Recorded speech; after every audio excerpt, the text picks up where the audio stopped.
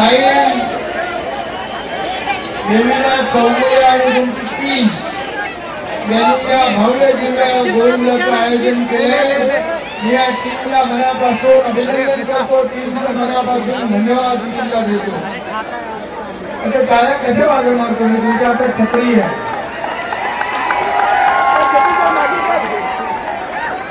प्रचंड जोश जल्लोष एवढा कधी पाहायला मिळाला नव्हता। असा मला सांगा, मी मुख्यमंत्री व्हायच्या अगोदर गोविंदा उत्सव सुरू होता का? गणपती होता का? नवरात्री होता? दसरा दिवाळी होता?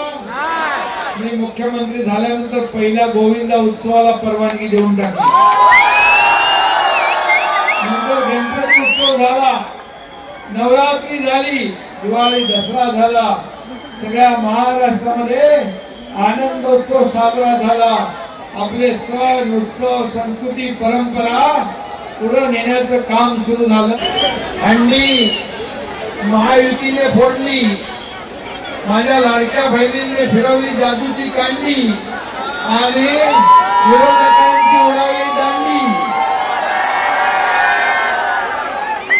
आता आपल्याला पुढे दांडी मुंबईमध्ये प्रथमदाच शिवसेनेची संघटनेची डेडिकेटेड टू कॉमन मॅनची हंडी अर्थात आमचे पक्षाचे मुख्य नेते एकनाथजी शिंदे साहेब जे नेहमी सातत्यानेच लोकांमध्ये असतात आणि लोकांमध्ये राहून एका नेत्यासारखं नाही तर एका कार्यकर्त्यासारखं काम करतात, म्हणून त्यांना समर्पित ही हंडी, त्यांच्यावर प्रेम करणाऱ्या प्रत्येक कॉमन मॅनला समर्पित ही हंडी आहे। पहिलाच वर्ष आहे आमचा आणि आम्ही प्रत्येक वर्षी यापेक्षा मोठी आणि संघटनासाठी आणि लोकांना जोडण्याकरता अजून आम्हाला जे काय करता येईल आम्ही ते सर्व रित्या पार पडू। साधारण पहिलाच वर्ष असल्यामुळे आम्हाला थोडं उशीर झाला चालू करायला, बट साधारण आम्ही 12:30 वाजता चालू केले तर आताशी 1 तास झाले, बट चांगला प्रतिसाद आम्हाला मिळाला। जवळपास 50 गोविंदा पथकांची इथं नोंदणी झाली आणि 30 पथकांनी इथं सलामी सुद्धा दिलेली आहे।